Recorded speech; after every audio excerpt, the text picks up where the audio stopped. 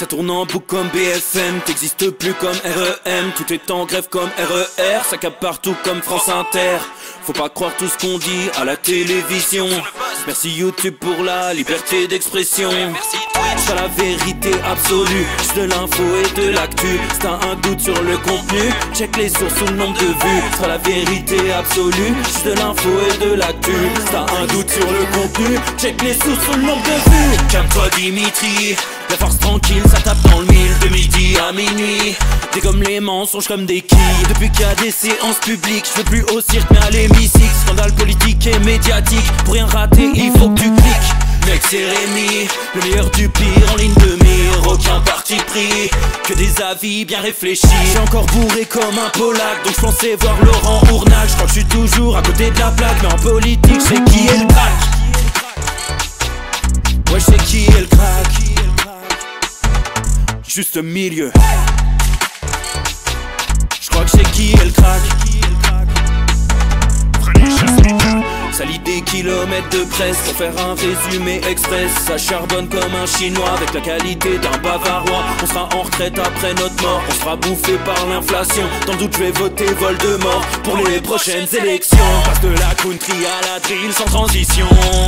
C'était pas une bonne idée de me confier cette mission. Si t'aimes pas, dégoûte pas les autres. C'est pas moi qui le dis, moi je suis le roi des pauvres. Faut réfléchir, j'ai qu'un euro, non moins je tomberai pas dans la fraude. Je le prononce Mittel, comme Angela Merkel. Désolé, je fais ce que je peux, je trouve ma répartie chez Lidl. Des enquêtes exceptionnelles, pas de langue de bois et de l'humour. La revue c'est juste mensuel, les vidéos c'est juste tous les jours. Ouais c'est juste tous les jours. Juste milieu. Regarde ça tous les jours. Juste milieu. Désolé pour mon manque de répartie. Je sais même pas ce que je débite. C'est dur la géopolitique. Ou un peu comme ma... République. Ma République, non? C'est dur la République quand même, non? Ouais? Non? Ah non, c'est mou, non? Ouais, les mecs se font chier, on dirait un peu. Ouais, c'est un peu mou. Enfin, ça dépend dans quel pays. Ouais. Bah, j'y connais pas grand chose, moi. Et c'est quoi une démocratie déjà?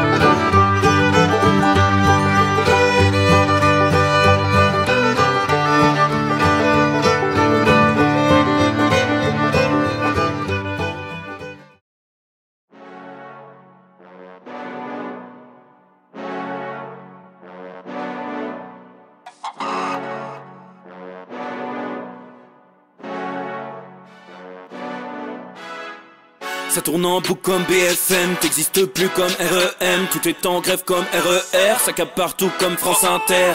Faut pas croire tout ce qu'on dit à la télévision. Merci YouTube pour la liberté d'expression. C'est la vérité absolue, juste de l'info et de l'actu. Si t'as un doute sur le contenu, check les sources ou le nombre de vues. C'est la vérité absolue, juste de l'info et de l'actu. Si t'as un doute sur le contenu, check les sources ou le nombre de vues. Calme-toi Dimitri, la force tranquille, ça tape dans le mille. De midi à minuit, t'es comme les mensonges comme des quilles. Depuis qu'il y a des séances publiques, je veux plus au cirque mais à l'hémicycle. Scandale politique et médiatique, pour rien rater il faut que tu cliques. Mec c'est Rémi, le meilleur du pire en ligne de mire. Aucun parti pris, que des avis bien réfléchis. J'ai encore bourré comme un Polac, donc je pensais voir Laurent Ournac. Je crois que je suis toujours à côté de la plaque, mais en politique c'est qui est le crack. Ouais je sais qui est le crack. Juste milieu. Je crois que c'est qui est le crack. Ça lit des kilomètres de presse pour faire un résumé express. Et bonjour à tous, messieurs, dames, ça y est, il est l'heure du retour du Juste Bistrot, les copains. J'espère que tout le monde va bien, que vous êtes en pleine forme, les amis. Ça y est, on y est. Après tant d'attente, plus d'une semaine sans vous voir, sans papoter sur le Juste Bistrot, les copains, on est là, en pleine forme après l'Italie, en pleine forme après la pizza, les tortiglioni, enfin bref, je ne vais pas vous faire la liste de pizzas. Très heureux de vous retrouver, les amis, évidemment, dans le Juste Bistrot, un Juste Bistrot, évidemment, musclé. Je vois, il y a Rick Stasi dans le chat, il dit 13 jours, très exactement, 13 jours sans Juste Bistrot. C'est complètement dingue. Et évidemment, comme d'habitude, à chaque fois que je me sauve, il se passe n'importe quoi. J'ai déjà 3 scripts de près de Juste Bistrot, les amis, donc... évidemment, on va passer une belle semaine. On va passer une très belle semaine. En plus, grand chelem. Je suis là toute la semaine, les amis. Aujourd'hui, demain, jusqu'à vendredi, on a du Juste Bistrot. On va se fendre la gueule. Il y a du lourd. Aujourd'hui, on parle de C8. Immense instant zinzin qui vous attend, évidemment. Demain, c'est Donald Trump. Oui, c'est ça. Et après-demain, on va revenir sur l'affaire Betaram, sur l'affaire Cottineau. Et on va lier tout ça avec Brigitte Macron. Enfin, vous allez voir, c'est une semaine de taré. Voilà, c'est annoncé. Vous êtes au courant, les amis. Mais évidemment, on va d'abord se poser, papoter 5 minutes. C'est un peu des retrouvailles après 13 jours. Faut se retrouver, faut se renifler, faut voir si ça va. C'est important, c'est important. Donc déjà, il y a plein de subs qui sont tombés. Donc j'y vais. Je remercie Kundune73, évidemment. Je remercie, bougez pas, il y en a plein. Anthony 8001, merci camarade. Tout nouveau subprime, merci beaucoup. DM Pascal, le sub 17e mois. Chouchou Earth in Pieces, sub 12e mois, Yahi62, subprime 12e mois, merci beaucoup les amis, merci pour vos subs, voilà, ça fait plaisir.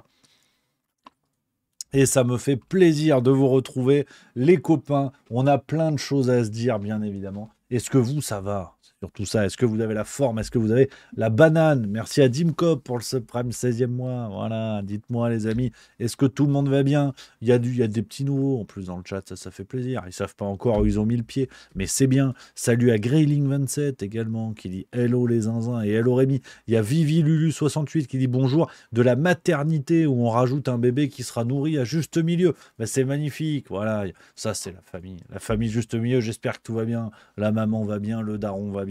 Bravo les copains, bravo à vous. Voilà, il y a Pancras Wallace qui est là aussi, qui dit salut. Voilà, c'est important les amis. Quel plaisir, on est là, voilà. On est bien. Il y a quoi? C'est Chari Norlov qui dit allô la team. Ça faisait longtemps que je n'étais pas venu, vous m'aviez manqué. Mais pareil, 13 jours, les amis, c'est complètement dingue. C'est complètement dingue. Romano 5962 qui dit Rémi, je sais pas si tu verras mon message, mais j'ai un coup de gueule. Alors attends, dis-moi, camarade, remets ton message, je l'ai pas vu. Il y a mon Jérôme 010277 qui est là. J'espère que tu vas bien, mon Jérôme. Alexandrine 59 qui dit mon ami, le bonheur, j'ai trouvé du travail, je commence en avril. Félicitations, Alexandrine, j'espère que tu vas bien. Olivier Mars 13 qui dit alors la pizza était bonne. Ouais, c'était bon. On va commencer à parler de ça. Voilà. On va être très clair. On va parler de ça. L'Italie, les vacances en Italie, quelques jours avec Madame Milieu. On allait voir le match. Italie-France, c'était magnifique. Me suis régalé au rugby, que du bonheur. Les Bleus qui ont gagné. Et samedi, c'est l'Irlande. Alors, on va en parler à la fin de la semaine, mais là, c'est un match qui est très tendu. On va se régaler. Je n'ai aucune idée du pronostic. Et de toute façon, même quand j'ai des idées, c'est pas ça. Donc, au moins, on est tranquille. Et l'Italie, c'est beau. Alors là, 5 jours à Rome. Voilà. Franchement, c'est magnifique. Ah, j'étais sur le cul. Je vais être sérieux 2 minutes parce que vous connaissez la maison. Normalement, j'aurais commencé à parler de la nourriture. Même pas. Alors attends, parce que ça, j'ai mon Romano 5962 qui me dit Rémi, je t'explique, je me suis pointé à la salle à Lille 10 minutes avant, je suis PMR, donc j'ai pas compris que l'entrée était sur le côté, on m'a jamais ouvert. Alors ça, par contre, camarade, alors, j'ignorais parce que j'étais sur scène, comme tu t'en doutes. J'avais pas d'équipe avec moi, j'avais que Mike, mon régisseur, qui était en haut. Et les gens du théâtre étaient fort gentils, mais c'était pas les plus rapides de l'équipe. Donc, alors, je suis sincèrement désolé, camarade. Je suis vraiment très embêté de lire ton message. Je ne savais pas, personne m'a fait remonter ça. Je suis vraiment emmerdé. Mon Romano 5962, je suis vraiment emmerdé parce que personne m'a fait remonter ce truc-là et je pouvais pas le savoir. J'avais personne qui pouvait me le dire, à part les gens du théâtre qui, à mon avis, étaient occupés à se branler ailleurs. Donc, et ouais, non, mais oui, je sais, effectivement, il y avait deux côtés sur deux portes sur le machin. Je suis vraiment emmerdé. Je suis vraiment emmerdé, camarade. Je sais pas trop quoi te dire parce que je savais pas. En fait, je savais pas, j'ignorais. Euh, Ouais, Romano 5962 qui dit j'ai envoyé un message sur la résa de la tournée. C'est mon téléphone en fait. C'est mon téléphone qui gère ces trucs-là. Ça tombe sur mon truc. Donc je sais même pas si j'ai vu ton message en plus. Un appel vocal ou par SMS. J'ai rien, camarade. Et je pouvais pas le savoir parce que c'est mon téléphone. Donc là, ouais, là je suis embêté. Là, je suis embêté, camarade. Je te donne mon adresse mail, écris-moi. Je vais évidemment te rembourser ta place, ça c'est tout à fait normal. C'est la moindre des choses. Tu m'écris un mail, tu me dis bah, ton pseudo Twitch, je vais être au courant. On va gérer ça, on va essayer de faire ce qu'on peut. On va essayer de faire ce qu'on peut, camarade. Parce que là, je suis embêté. Là, je suis bien embêté. Et à la fois, j'y suis pour rien, mais je suis embêté. Je suis désolé, camarade, écris-moi un mail. On papote, on va trouver quelque chose, bien sûr. Jenning Cook qui dit Hello Rémi, j'étais juste devant à Lille, la femme avec un voile noir et des lunettes. Mais oui, je me rappelle, au premier rang. D'ailleurs, désolé pour le portable qui a sonné, mais tu m'as régalé du début à la fin. Merci beaucoup. Merci beaucoup. Je me rappelle de toi, effectivement, le téléphone. Je voulais pas t'embêter. Ça, c'est ma crainte. Ça, c'est ma crainte sur scène, on va être très clair. Merci à Orlov 1389 pour le sub 16e mois. J'ai peur un jour de faire la blague, tu sais, le téléphone de quelqu'un sonne, puis tu sais, tu charries, tu dis ouais, laisse, je vais répondre. Et en fait, il y a un truc vraiment grave à l'autre bout du fil. Je crois que ça arrivait à Ahmed Silla, il me semble, qu'il a raconté, je crois, dans une émission, si je dis pas de conneries, mais ça, c'est ma hantise. Donc quand le téléphone des gens sonne, bon, voilà, ils répondent, ils font ce qu'ils veulent, mais je suis pas encore assez à l'aise. T'imagines, tu réponds, c'est une dinguerie. Donc, non, mais ravi de t'avoir vu, en tout cas, ravi de t'avoir rencontré. Il y a une belle équipe à Lille. Il y a une belle équipe, les amis. Yaïs62 qui était là également. Le sosie de Carlos, ah oui, je m'en rappelle. Extraordinaire, camarade sympa, t'es venu avec ton frérot. Voilà, j'espère que tout le monde va bien. C'est important. Et attends, parce que il y a l'histoire de mon Romano 5962. Je lis tous tes messages, camarade. Hein, qui dit pire encore, quand j'ai appelé la salle, ils m'ont dit que le spectacle avait été annulé. Mais non, c'est pas possible. Attends, on parle bien de la comédie de Lille où on a été. Alors ça, par contre, écris-moi, camarade, on va faire quelque chose. Il faut qu'on discute parce que ça, c'est quand même un truc de dingue. Ça, c'est quand même un truc de dingue. J'ignorais complètement. Donc, ouais, t'inquiète pas, on va rembourser ton billet. C'est nous qui gérons de toute façon, cher ami. Écris-moi, on va faire ça. T'inquiète pas, on va faire ça. On va régler l'affaire. Donc voilà, ce séjour à Lille, alors avec malheureusement la pauvre histoire de notre camarade Romano 5962, là, je suis embêté. À part cette histoire-là, ça c'est chiant. Sur le reste, on était impeccable à Lille. Voilà, les amis, un plaisir. Vous rencontrez beaucoup d'entre vous d'ailleurs. Vous étiez nombreux. On a fait la fête. Hein. On a fait fermeture du bar à 2h30. Hein. C'est fatigant Lille. Hein. Je le savais, mais c'est fatigant. Franchement, je vous aime, hein. Mais assez fort la bière. La bière est forte. Hein. La bière est forte, mais quel plaisir. Quelle ambiance, quelle folie à Lille, les amis. On s'est régalé, les copains. Et on va continuer les bêtises, hein, là, de plus belle. Hein. Là, je peux vous dire qu'à partir de avril, c'est n'importe quoi. C'est Lyon, Alès, Rouen, Auray, puis Bordeaux en mai, 3. On va se régaler. On va se régaler, les amis. Et d'ailleurs, je vous donne rendez-vous à Orléans, juste à côté d'Orléans. C'est Orme, le 13 mars, à 20h, salle François Rabelais, les amis. Je vous mets le lien dans le chat, les copains. Voilà. Ça, c'est le prochain rendez-vous. C'est la semaine prochaine. Orme, le lendemain, c'est Briard. C'est à 100 bornes, vers Auxerre. Tu vois, direction Auxerre. Tu prends ta bagnole. Après, tu as un parking. Bon, bah, c'est l'auditorium Jean Poulain. À mon avis, ça n'a rien à voir avec Alexis Poulain. Et ben voilà, je vous mets le lien également dans le chat, les amis. Et c'est le rendez-vous. voilà, des 2 prochaines dates de l'année qui arrivent. Et ensuite, sur Mars, on aura Chambéry, le 19 mars à 20h. Il reste moins de 30 places. Donc là, Chambéry, ça va manger de la fondue. On va se régaler. Chambéry, le phare, le handball. Je vais regarder alors s'il n'y a pas un match de handball avant, après, parce que quitte à venir à Chambéry, après c'est pas très loin. Mais on va se régaler. Voilà pour le mois de mars, les copains. Quel plaisir d'enchaîner. C'est magnifique. Monsieur Dagon qui dit yo, justement, salut d'Orléans. Et ben voilà, camarade, tu prends ton billet jeudi prochain. Voilà, c'est réglé. Et ben voilà, Monsieur Dagon, il dit on va passer te voir. Ben avec plaisir, les copains. Triptyque qui dit tu prévois quoi après le spectacle de Bordeaux? Alors, comme dans tous les spectacles, comme tous les soirs, les amis, il y a toujours un moment avec vous. Toujours de chez toujours. Déjà, le grand minimum, c'est qu'on se rencontre après le spectacle, papoter, prendre des photos pour ceux qui veulent, qui n'ont pas un fond d'écran assez fracassé et qui veulent ma tronche. Et après, on boit un coup. Ça, c'est le plus important. C'est un spectacle complet. C'est une soirée all-inclusive que je vous propose. Il y a le spectacle, mais dans chaque ville, on prend le temps.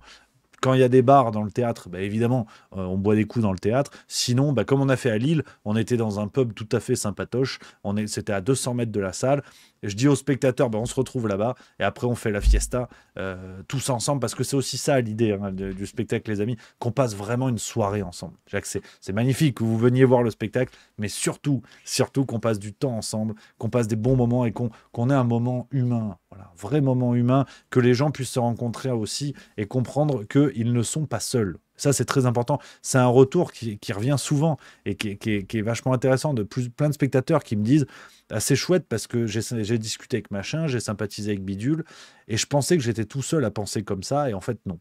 Donc c'est vraiment chouette, les amis. C'est un bonheur absolu. Donc à Bordeaux, évidemment, encore plus à Bordeaux, dans toutes les villes, de toute façon, dans tous les coins de France, tu as envie de dire, ah ouais, raison de plus pour faire l'apéro, en fait de partout, Donc, à Bordeaux, on sera au Théâtre Trianon, tu vois, regarde, je vais aller sur Google Maps, je vais te monter un truc tout simple. Théâtre Trianon, Bordeaux, regarde la salade, ce qu'on va faire.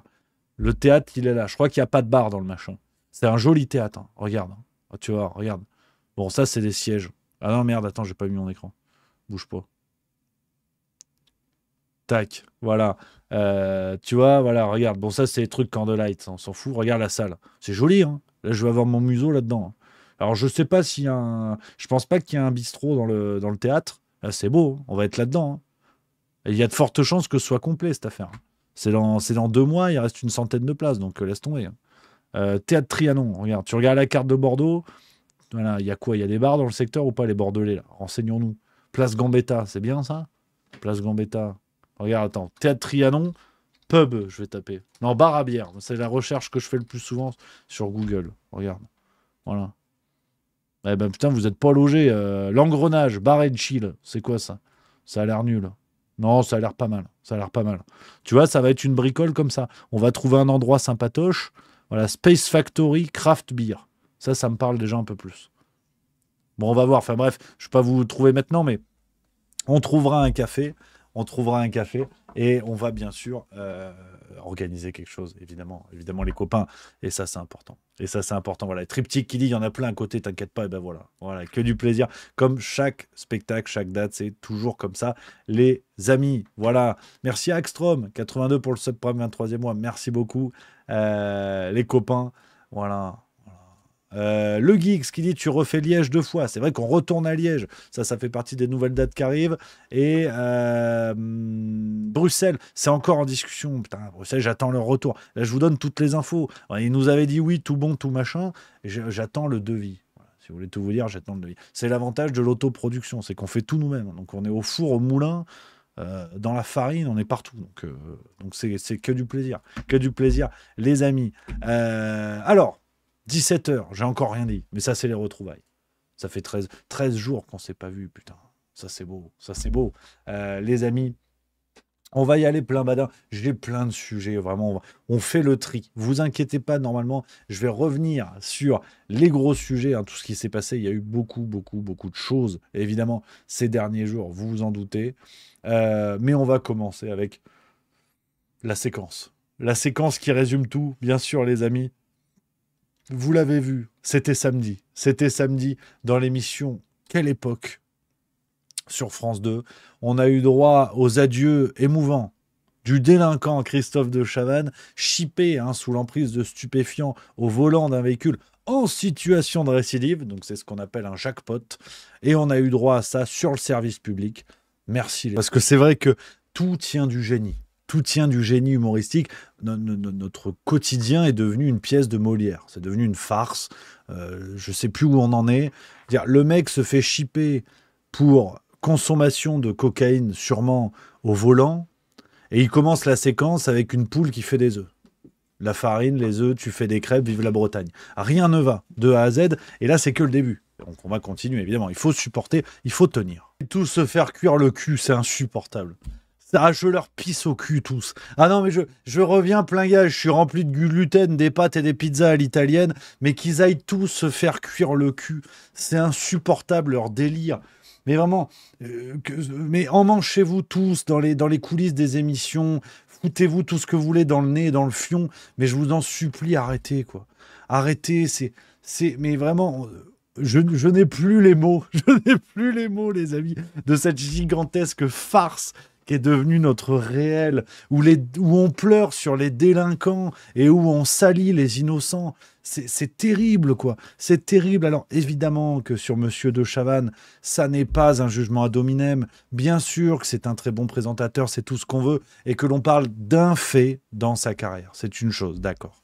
Mais il n'empêche que quand tu as passé ta vie à donner des leçons de morale, à faire des grands raisonnements, et encore plus maintenant d'ailleurs, parce qu'aujourd'hui, c'est surtout avec quelle époque? À l'époque de Ciel Montmardi, de Coucou c'est nous, de Chavannes, c'est un autre délire. Sur quelle époque tu arrives sur France 2? La semaine encore d'avant, tu fais des grandes leçons à Bardella. Ah ouais, l'extrême droite, c'est pas bien et tout. Mais ta gueule, en fait, ton nez, c'est un moulin à farine. De quoi tu parles? Donc voilà, c'est le symbole parfait, si vous voulez, de ce que sont devenues nos élites, de cette capacité à faire des leçons, à faire des grands raisonnements. Et en fait, quand les caméras s'éteignent, tout le monde se remplit le fiac de je ne sais quelle substance, et on n'en peut plus, quoi. On n'en peut plus. Et le pire, c'est qu'ils n'ont même pas la décence, tu vois, de la mettre en veilleuse. Tu fais un truc, voilà, monsieur machin a été écarté parce que consommation de drogue, c'est quand même pas très très bien quand tous les samedis soirs, tu expliques aux gens ce qu'il faut faire et penser. Eh ben non. En plus, ils nous servent la séquence émotion à croire que Christophe de Chavannes est victime d'une erreur judiciaire, tu sais. Il est innocent, en fait. Mais il est victime de lui-même. Christophe de Chavannes, ce qui le sépare de Pierre Palmade, c'est qu'il n'y a pas eu d'accident. Parce que si ces gens-là se font pas attraper, ça continue sans aucun problème. Ça continue sans souci. Ça fait des dingueries et ça continue sans problème. Dans les médias comme dans la politique. C'est l'affaire Kerbrat il n'y a pas longtemps. Ça marche comme ça. Donc, chez Hanouna, c'est pareil. Alors, on va se le farcir aujourd'hui, bien évidemment. C'est le thème de l'émission. Quelqu'un qui avait juré ses grands dieux devant Juan Branco que personne ne prenait de la cocaïne sur le plateau, enfin de la drogue sur le plateau de Touche pas à mon poste. Ah bah tiens, Delormeau s'est fait choper la semaine dernière. Jean-Michel Maire avait été en garde à vue dans une affaire de deal de drogue. Et Nora Malagré avait aussi été entendue. Enfin bref, on ment à ciel ouvert. Et on arrive quand même à dire, ouais, mais vous comprenez, on va faire de l'émotion avec une gonzesse déguisée en poule et on nous met un piano drama pour nous refaire la carrière d'un délinquant qui aurait pu avoir un accident, qui aurait pu faire une palmade. Et si le mec se fait pas chipper, personne n'en parle. Et on rappelle quand même que tout ça, sur le plateau d'une émission présentée par Léa Salamé, qui reprochait à Artus, il y a quelques mois en arrière, dire « Ah, vous avez arrêté l'alcool, donc vous êtes chiant. » Ah bah, c'est sûr que Salamé, elle est entourée de gens trop cool. Donc, c'est assez passionnant, en fait, de dire que finalement, le réel est devenu une caricature d'un pays, d'un État qui est retourné finalement dans un fonctionnement monarchique au sens des privilégiés au-dessus de la loi et qui en plus se paye le luxe d'expliquer aux autres citoyens où est la bonne morale, d'expliquer ce qu'il faut faire pour être bien vu auprès du roi ou auprès de Dieu. Alors, on est exactement dans ces mêmes phénomènes de cour. Rappelez-vous, hein, c'est un peu à l'époque du Moyen-Âge, tu sais, tu avais le seigneur qui allait récolter l'impôt comme ça, puis qui expliquait il faut respecter Dieu, la prière, un coup à droite, un coup à gauche, Ave Maria, Ave César. Et puis après, quand le seigneur retourne au château, il fait un petit peu de troussage de bonnes, il va en mancher 3-4 bonnes parce que c'est rigolo. Et là, Dieu regarde pas, parce qu'en même temps, c'est le seigneur. C'est le seigneur du château. Donc il peut faire ce qu'il veut. Donc, on retrouve ce même fonctionnement qui est assez passionnant de nos élites qui, certains font la loi pour les politiciens, d'autres la commentent pour nos élites médiatiques, mais tous se sentent au-dessus, quoi. On rappelle, on en a fait un article, Marie en a fait un article sur le site de Juste Milieu il y a quelques jours. Michel Onfray, qui a clairement, je vais vous montrer la séquence, qui a clairement sous-entendu que Marine Le Pen prenait de la cocaïne dans une émission il y a je crois, 1 an ou 2. Il sous-entend clairement ça. Il n'a pas été attaqué en diffamation. Alors évidemment, nous, on l'a relayé en espérant qu'il l'attaquasse un jour, mais il n'en est rien. Regardez, le mec lâche ça pour vous dire à quel point ces questions-là ne font plus peur à personne, même dans nos élites. Ça ne décrédibilise plus, tellement ils sont nombreux à avoir ce genre d'agissement. Peine, qui est un peu perdue. Quand elle ne va pas chercher un paquet de cigarettes, un peu de coke ou un peu d'alcool, c'est un peu difficile pour elle de faire de la politique et d'avoir un cap. Il va falloir couper tout ça au montage. Mais... Après tout, j'assume. Mais il faudra qu'elle porte plainte. Et à ce moment-là, je donnerai mes sources. Mais donc... Voilà. Donc il lâche des dingues comme ça. Alors tout fier de lui, comme d'hab, c'est du Michel Onfray. Mais c'est assez terrible, quoi. C'est assez terrible. Et ce qui m'impressionne à chaque fois, on avait eu Andy Kerbrat avant que je parte en vacances, vous vous rappelez, envoyé spécial, qui avait fait la séquence en disant alors, Monsieur Kerbrat, ça va, vous allez bien quand même, c'est bon. Et là maintenant, on a Christophe de Chavannes. Et il faudrait chialer sur un délinquant. On parle bien de l'acte, qu'on soit bien d'accord. Ça ne qualifie pas l'homme qui est Christophe de Chavannes, que je ne connais pas, qui est sûrement sympathique. C'est pas une attaque ad hominem. Ça ne qualifie pas tout l'homme qu'il est. Mais sur cette séquence-là, sur cette séquence médiatique-là, ayez au moins la décence de fermer votre gueule. À minima, tu vois, à minima. Mais non, à ciel ouvert. À ciel ouvert avec cette normalisation galopante de ce genre de choses. On en reparlera dans 2 jours quand on parlera pédocriminalité avec l'affaire Betaram et l'affaire Cotino. Mais c'est le même raisonnement à chaque fois. Et tout ça avec non seulement le silence des gens, à part voilà, les quelques communautés de demeurés comme nous, si vous voulez, qui en parlons, on représente Bubule en vérité. Mais tout ça se fait avec le silence des gens, et c'est un silence qui vaut consentement. Tant qu'on n'ira pas enfoncer les portes des ministères, comme ce fut le cas au moment des Gilets jaunes avec ce fameux transpalette, ça les a fait trembler. Tant qu'on n'ira pas secouer les permanences des députés, juste d'aller devant, de toquer, de dire bah, non, on bouge pas. Voilà. Monsieur tel député, vous avez fait ça, venez, on parle. Tout ça dans le respect, évidemment, de tout le monde, dans le respect des lois, de tout ce qu'on veut. Mais tant qu'on ne secouera pas tout ça, ce silence vaut consentement. Donc on peut mentir ouvertement, c'est ce que je vais vous dire avec l'affaire Hanouna. Et aujourd'hui, on arrive à mentir et en plus à avoir l'empathie des gens. Sur De Chavannes, je suis sûr et certain qu'il y a des gens qui ont regardé l'émission en disant « Oh, ça va, c'est juste un peu de coke, le pauvre. » Et ça passe. Et ça passe. Donc, on a eu Palmade. Je vous l'ai dit, ce qui différencie les 2 affaires, c'est qu'il y a eu un accident pour l'un et pour l'autre, il s'est fait attraper par la police. Mais sinon, tu as une impunité totale qui fait que ce genre d'affaire ne sort pas. Mais De Chavannes y reviendra. Je vous avais dit, j'ai pris les paris que Palmade reviendra avec un nouveau spectacle en disant j'ai changé, j'en sais rien comment il va l'appeler ça. Là, on a eu Nicolas Bedos, par exemple, qui a été poursuivi. Oh, c'est toujours maintenant les affaires d'agression sexuelle. Fallait libérer la parole, mais maintenant on a des avocates. On a des avocates qui nous expliquent que finalement c'est pas si bien de libérer la parole. Donc on sait plus trop. Il avait été poursuivi, je crois qu'il a été reconnu coupable. Hein. Nicolas Bedos, je ne veux pas dire de bêtises. Est-ce que lui a été condamné? Je vérifie. Oui, c'est ça, il a été condamné, il a renoncé à son procès en appel. Bon, ben, il va sortir un livre. Il va sortir un livre. Je vais vous montrer, hein. J'ai lu ça ce matin dans les journaux. Tu vois, il va nous sortir un livre pour nous expliquer à quel point c'est une merde, tu vois. Voilà. Tu vois, ça, c'est Closer qu'en parle, hein. Il sort attends, c'est quoi ouais, un nouveau projet qu'il entend dédier à sa fille selon le carnet de la fringale culturelle. Et ce matin, je ne sais plus quel. Voilà, tu vois, 18 septembre 2024, on t'en parle. Voilà, c'est ça, tu vois. Tac, tac, tac. Ouais, c'est ça, un livre dans lequel il reconnaît qu'il s'est trompé d'époque. C'est trompé d'époque, le truc.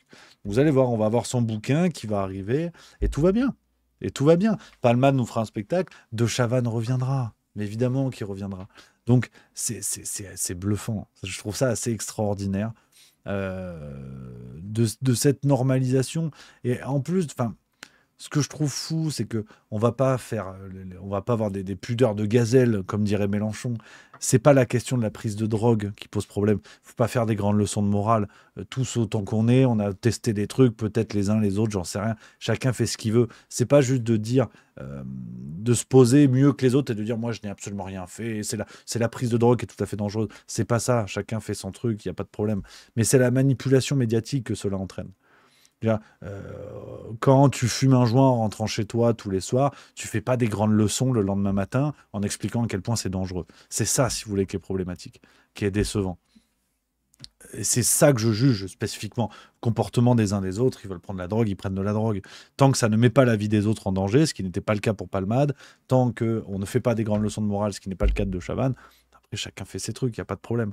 Mais quand on pense en plus dans le monde de la politique, quand on pense à des gens comme Dupond-Moretti, comme Darmanin, qui nous expliquent que les consommateurs de drogue ont du sang sur les mains, mais pourvu qu'Élise Lucet aille au bout de son idée de faire des tests à l'Assemblée, au Sénat, pourquoi pas dans le gouvernement. Parce qu'à mon avis, faut pas qu'ils mettent leurs mains sur leurs pantalons, parce qu'il y en a un paquet qui vont se faire des taches de sang, à mon avis. Et peut-être même Dupond-Moretti le premier. Donc, je dis peut-être. Hein. Mais bon, faut arrêter les conneries, quoi. Faut arrêter les conneries. C'est assez bluffant. Enfin bref, je voulais vous parler de ça pour ouvrir les séquences, pour ouvrir l'émission, les amis. Je trouve ça assez dingue. Je prends vos petits messages dans le chat. Il y a Anarchy08 qui dit « Tu connais le livre La décadence des élites de Fadi El Haj, Rémi ? Franchement, rien n'a bougé depuis des siècles. Le même genre de système encore et encore. » Non, ça me dit rien. Dans la veine, moi, celui qui me plaît, c'est celui de Christopher Lasch, La révolte des élites, qui parle un peu de ces questions-là, de cette volonté des élites de se positionner au-dessus des lois, n'étant pas capable d'entraîner la population avec elle sur des vertus morales, sur des valeurs éthiques.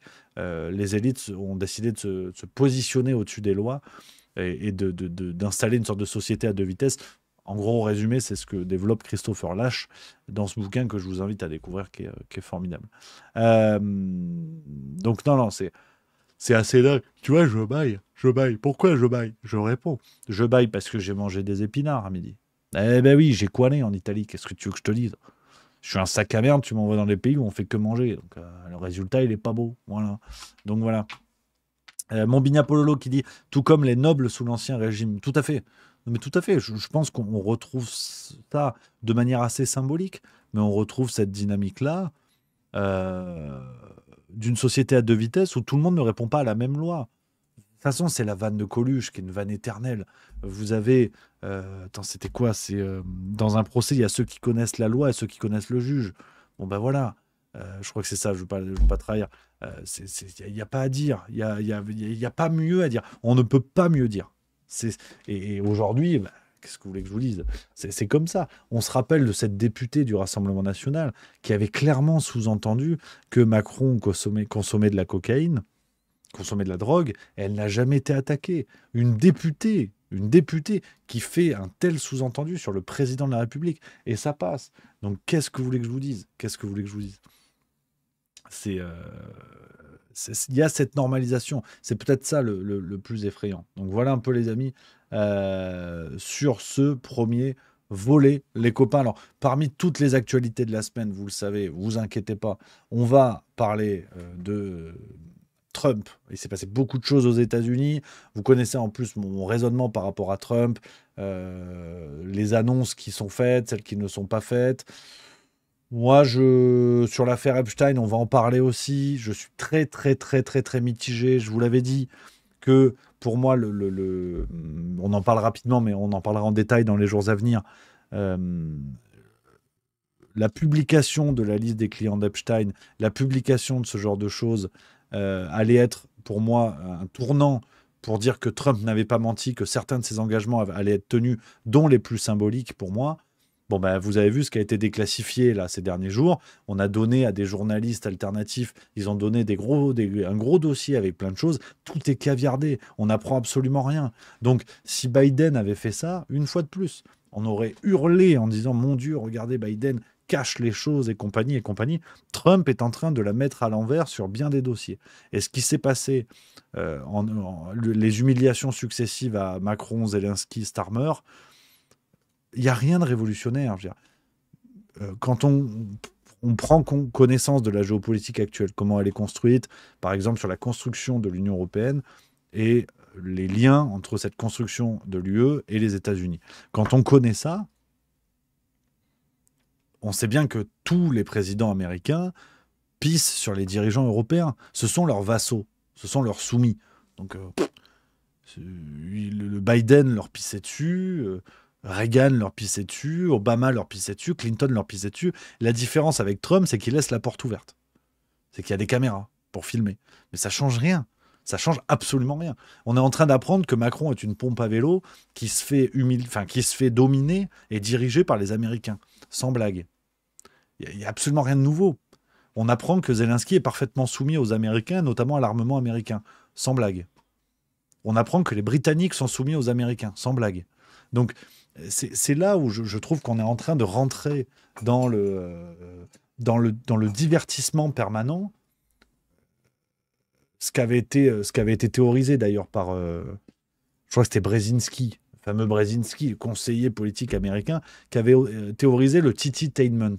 Mais dans les années 80, il avait expliqué que pour maintenir un peuple docile, il fallait, le Titi, c'est le nibar en anglais si vous voulez, il fallait ce croisement si vous voulez, entre le sein maternel et l'entertainment, le show, le divertissement.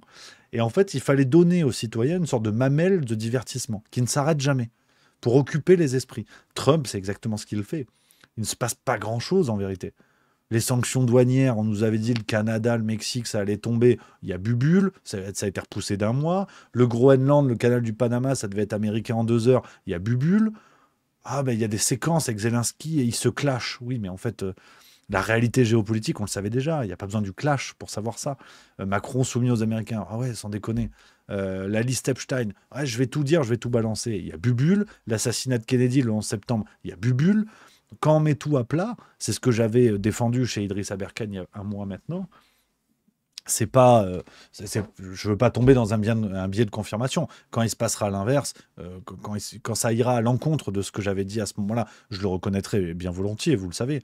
Mais là, on est vraiment dans de l'hypnose collective. On est tous là à attendre des trucs, à penser qu'il s'agit d'un raz-de-marée, alors que c'est une flaque d'eau dans laquelle on a mis les godasses. Ça n'a aucun sens en fait.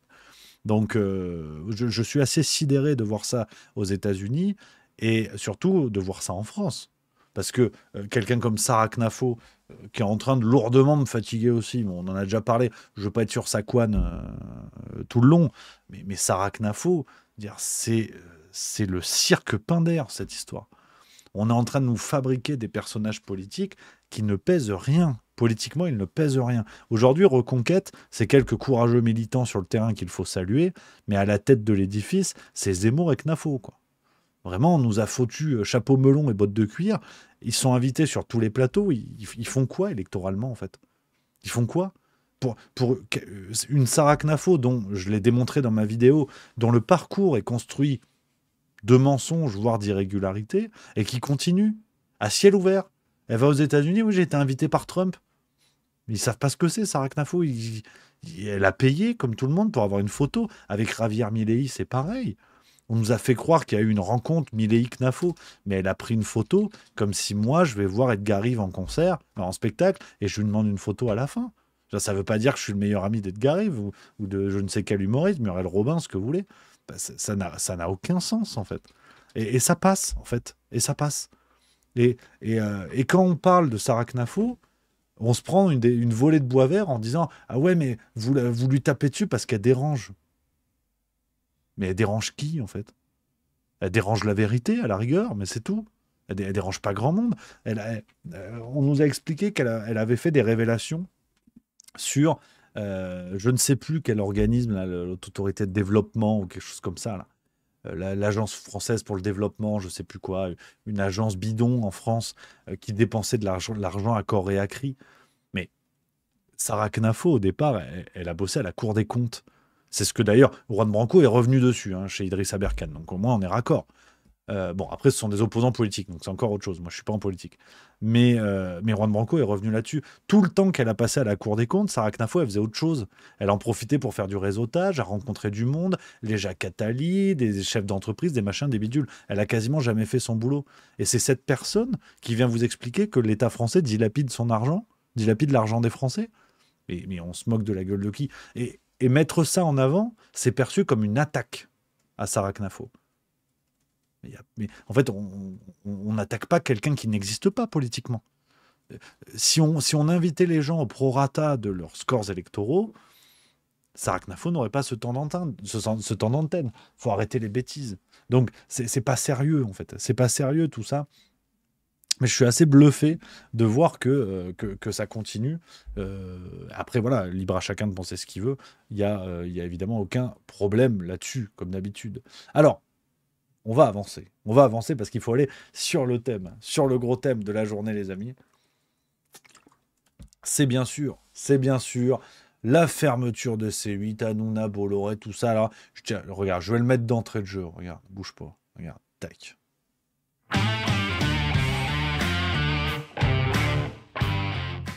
Voilà. On y va plein gaz, les amis, avec la fermeture de C8, censure à ciel ouvert, l'Arcom, Macron, peut-être ma grand-mère, tout le monde est dans l'affaire de ce drame absolu de la censure de Hanouna, futur président. On en veut à Hanouna, on en veut à Bolloré, l'Arcom, organe du pouvoir de propagande. Ah, j'avais hâte de rentrer de vacances. J'avais hâte de rentrer de vacances pour remettre les choses au clair. Là, tu vois, je retrouve le feng shui. Le feng shui juste milieu, les amis. Parce que là, je vais me livrer, comme vous le savez, à un exercice de juste milieu. On va remettre les choses à leur place, factuellement, avec des éléments, avec des sources, avec tout ça. Tranquillou, bilou, sans problème. Je le dis maintenant, mais vous allez comprendre. Enfin, vous le savez, il n'y a pas de problème. Je le dis maintenant. Je fais un travail de juste milieu, de remettre les pièces du puzzle à leur place, remettre les faits à leur place. Ça n'est pas une position politique ou morale. Je m'en fous d'Hanouna, je m'en fous de Bolloré. C'est pas parce que je vais vous dire ce que je vais vous dire que c'est forcément une attaque, que je suis forcément contre Hanouna ou contre Bolloré ou contre la droite, j'en sais rien. On s'en fout, c'est pas le sujet. C'est juste qu'il y a un truc qui s'appelle le réel, et le meilleur moyen de prendre parti, quel que soit votre parti, c'est d'accepter le réel. Et après, vous avez les idées que vous voulez, les idéologies que vous voulez, c'est pas le souci. Mais juste défendre aveuglément pour défendre aveuglément, ça a juste l'avantage de vous faire passer pour des idiots.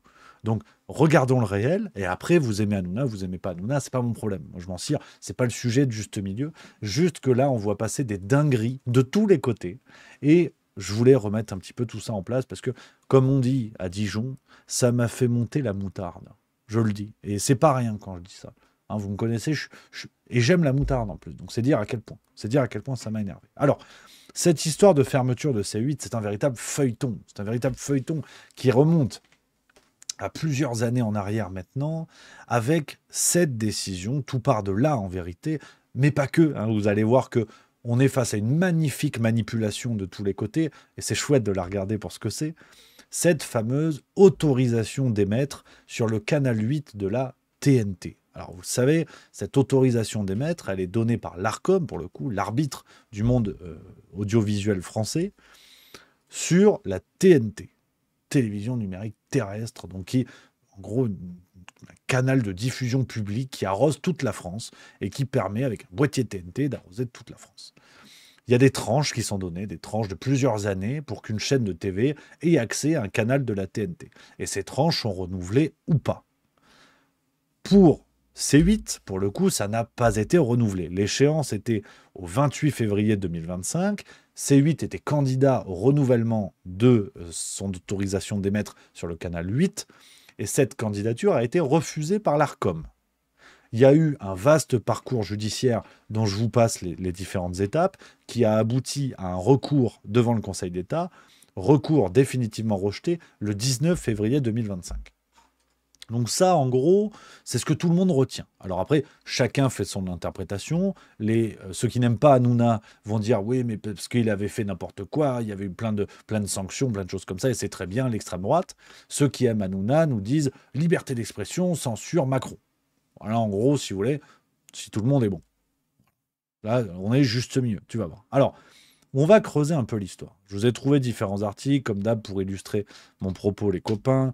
On a notamment un article du Point, qui nous dit ceci. Alors, petite parenthèse aussi sur les sources.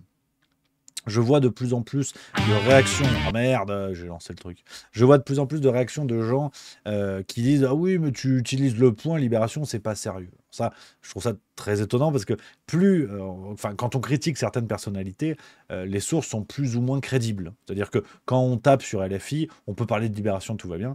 Quand on tape sur d'autres gens, il y a les soutiens de ces autres gens qui n'aiment pas qu'on utilise certaines sources.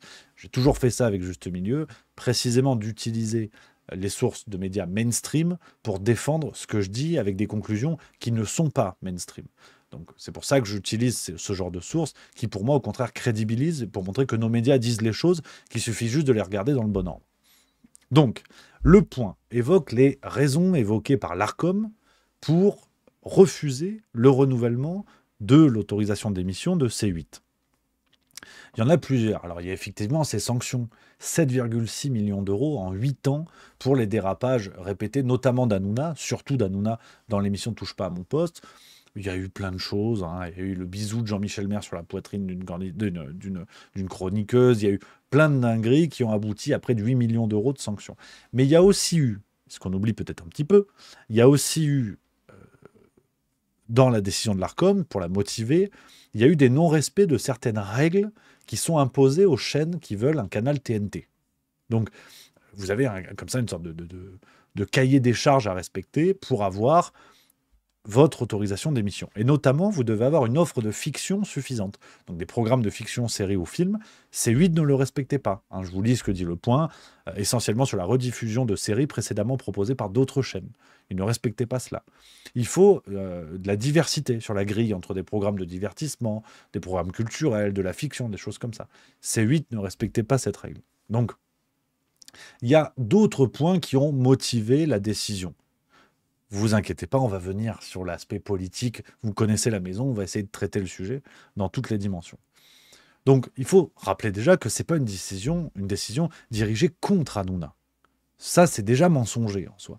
Ce n'est pas une censure d'Hanouna. Et vous allez vite comprendre pourquoi. Quand le mec rebondit sur M6, il n'y a pas de censure. Sinon, il sera en prison s'il y avait une censure. Il n'y a pas de censure. Donc, il y a une décision qui est motivée par l'Arcom. On y croit, on n'y croit pas. Chacun fait ce qu'il veut. Mais là où on commence à être dans le problème, à être dans le gros problème de cette affaire, qui est une vaste manipulation d'un milliardaire en mal d'une bonne excuse pour fermer une entreprise. Je vais vous spoiler ce que je vais vous dire, mais on rappelle que, et c'est une distinction qui est très importante, l'autorisation d'émettre sur la TNT, si on vous l'enlève, on ne vous interdit pas d'émettre ailleurs. Que l'Arcom retire l'autorisation d'émission sur la TNT, ça ne vaut que pour les boîtiers TNT. Mais vous avez le droit d'émettre sur les box Internet aujourd'hui, les box TV, fournies par tous les opérateurs, Free, SFR, Orange, tout ce que vous voulez. Donc quand on dit l'Arcom a fait fermer C8, ça n'est pas vrai. C'est comme si vous aviez, si vous voulez, un camion qui fait des pizzas. Vous faites un camion mobile, vous faites des pizzas, vous allez dans où vous voulez. Un jour, on vous dit, vous n'avez plus le droit d'aller à Nîmes. Mais si vous voulez, vous allez à Montpellier, vous allez à Lyon, vous allez à Strasbourg. C'est juste Nîmes, vous ne pouvez pas y aller. Donc, les gens qui disent, on a fait fermer le camion à pizza, ça n'est pas vrai. Et dire, l'Arcom a fait fermer C8, factuellement, ça n'est pas vrai. À tel point que Bolloré avait tout à fait la possibilité de diffuser sur les box Internet, parce que, pour rappel, les box Internet, c'est 80% du parc télévisuel français. Aujourd'hui, 80% des Français regardent la télévision par l'utilisation des box TV. Donc, les boîtiers seulement TNT, c'est même pas 20%. Donc, c'est pas grand-chose. C'est vraiment pas grand-chose. Donc, ça me semble très important à remettre. Je vous montre un article de Univers Freebox, qui est un site qui parle de télé, j'aime bien, je regarde de temps en temps. 4 Français sur 5 disposent d'un téléviseur connecté à Internet, en grande majorité via les box des opérateurs. Donc, vous voyez bien que, déjà, c'est une précision qui est très importante. Ça n'est pas une fermeture de C8, ça n'est pas vrai. Et d'ailleurs, cette histoire de diffuser sur les box, c'est tellement la bonne solution que c'est ce que va faire Hanouna. Il va arriver sur M6 en septembre 2025 et il l'a annoncé lui-même. Lors de la fin de l'émission en direct, là où ils ont pris le bus pour aller chez M6, Hanouna l'a dit lui-même qu'ils allaient continuer à diffuser. Je vais vous remontrer l'extrait, je crois que c'est par là. Regardez, tac. Sur Dailymotion, sur YouTube. Voilà. Eh bien, si vous aviez prévu de partir en vacances, c'est annulé. Puisque de lundi, les chéris, je le dis à mon Benoît d'Aragon qui est là également. Merci mon Benoît. Je le dis dès lundi, les chéris, on sera en direct sur Dailymotion, sur YouTube, sur Free sur le canal 31, sur SFR en 29, sur Orange en 80, sur Bouygues en 64. Sur Canal Plus en 29, sur Canal Plus Afrique en 48, sur Canal Plus, s'il te plaît, sur Canal Plus. Voilà. Donc, Hanouna le dit, ils vont utiliser les box pour continuer à être diffusés en attendant de retrouver le groupe M6. Donc, cette solution, elle est tellement viable que c'est celle qu'ils vont utiliser. Alors après, on peut faire des bagarres de chiffres sur y aura-t-il moins de spectateurs, est-ce qu'il y en aura plus? Moi, je pense que ça ne va pas varier énormément. Au contraire, on va voir s'il y a un véritable emballement populaire pour Hanouna, des gens qui vont venir le soutenir, parce que tout le monde aura moyen de le regarder, y compris sur YouTube. Donc, elle est où la censure? Il n'y a pas de censure. Donc, d'ailleurs, cette idée de passer par les box, pour vous dire à quel point ça n'est pas du sombre complotisme de ma part, de vous parler d'une solution complètement ridicule et inenvisageable, cette solution a été évoquée par Hanouna ce matin dans l'heure des pros qui, je cite, parle d'une idée de génie de Vincent Bolloré. Écoutez. On est très heureux d'être à l'antenne ce soir. C'est une idée de génie de Vincent Bolloré, tractionnaire qui avait ça en tête depuis plusieurs semaines, plusieurs mois. Et là, voilà. Je voulais que je vous dise, même cet été, déjà, Vincent Bolloré m'avait dit il faudrait qu'on fasse un truc comme ça. Et il avait ça en tête. Et donc là, aujourd'hui, on est tout excité de voir comment ça va. Bon, vous savez que vous avez un... Voilà. Donc, cette solution est tellement improbable que Bolloré y avait pensé. Et Hanouna parle d'idée de génie. Et qu'ils avaient imaginé la chose, il y a plusieurs mois en arrière, de dire on pourrait mettre TPMP seulement sur les box. Donc, vous voyez bien que là, on est déjà sur une manipulation du côté Bolloré-Hanouna. Il n'y a pas de fermeture de C8 et cette solution des box a toujours existé à tel point qu'eux-mêmes y ont pensé. Donc, on nous fait croire les gens qui vont être au chômage, les machins, les bidules et tout. Le problème n'est pas là.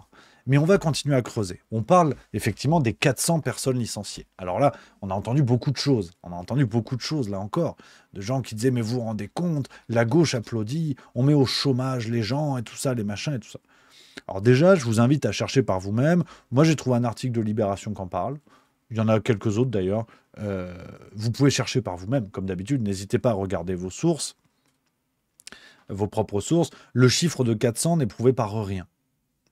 On a des rapports de C8. Fin 2023, C8 n'avait que 91 employés, officiellement. Je vous montrerai des chiffres un peu plus tard, vous verrez les chiffres comptables. Là, Libération en parle, de ces 91 employés fin 2023. Ça existe, ça existe. Le chiffre de 400 n'a aucune crédibilité. Est-ce qu'on compte les emplois indirects des gens des sociétés de production qui vendent des émissions à C8? C'est assez compliqué. On a pris 400 comme ça pour faire un chiffre rond. Mais bon, après, mais pourquoi pas? Admettons, pourquoi pas, si vous voulez 400. Et là, on nous met un chantage. Là, on nous met un véritable chantage qui n'existe pas. Qui n'existe pas. Quand Hanouna dit 400 employés, si on compte ceux de sa société de production, son émission continue. Donc sa société de production est toujours là. Donc on voit bien que on fait un chantage au chômage, où on essaie de créer de l'empathie, à dire on met des familles sur le carreau. Vous allez voir que les familles, c'est pas l'Arcom qui les met sur le carreau. Et c'est là où ça va commencer à monter un petit peu en tension, les amis. Mais on continue. On ira dans l'analyse un peu après. Je vais vous montrer vraiment les chiffres qui dérangent. Parce que, quitte à être dans l'empathie la plus ridicule, quitte à tenter de faire chialer sur les chaumières, j'aimerais quand même avoir une petite réaction des gens qui supportent Hanouna, et c'est tout à fait votre droit, quand ce monsieur va chialer chez Morandini. Par exemple, regardez, c'était il y a quelques jours en arrière, le 27 février.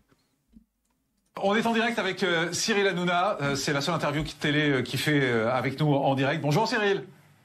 Ça va, bonjour. Très bien, merci beaucoup en tout cas. Merci d'être avec nous ce matin. En fait, j'ai surtout envie de savoir dans quel état d'esprit vous êtes. Comment vous vous sentez? Voilà. Donc, où sont les soutiens de Cyril Hanouna là-dessus quand notre baba national va chez un agresseur sexuel notoire? C'est où en fait?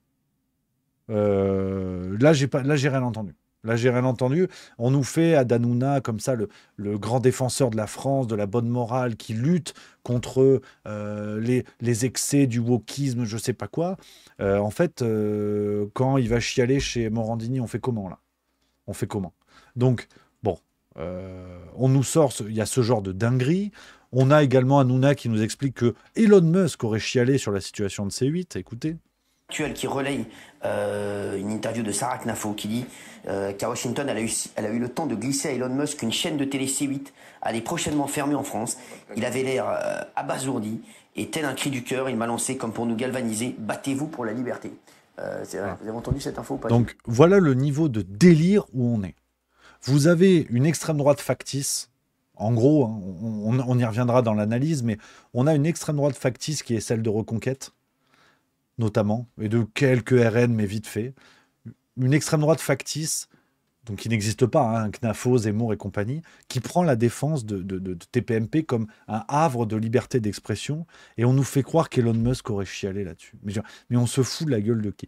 Sarah Knafo qui raconte n'importe quoi quasiment tout le temps, et qui maintenant nous dit que Musk aurait chialé sur la situation de C8, alors le mec aurait dû apprendre l'existence de la chaîne à ce moment-là. Mais qu'importe. On avance là-dessus, et on va sur le vrai problème, en fait, de la situation, de tout ce que je vous dis, où on voit déjà les zones d'ombre, les manques de cohérence, les manques de rigueur dans ce drama national qu'on essaie de construire, qui ne tient pas une seule seconde. Parce que tout ce que vous voyez aujourd'hui, des 400 salariés licenciés, en passant par la liberté d'expression, en passant par je ne sais quoi, c'est du business. C'est une décision de business. Je vais vous montrer quelque chose qui est accessible pour tout le monde. Ce sont les comptes de l'entreprise C8.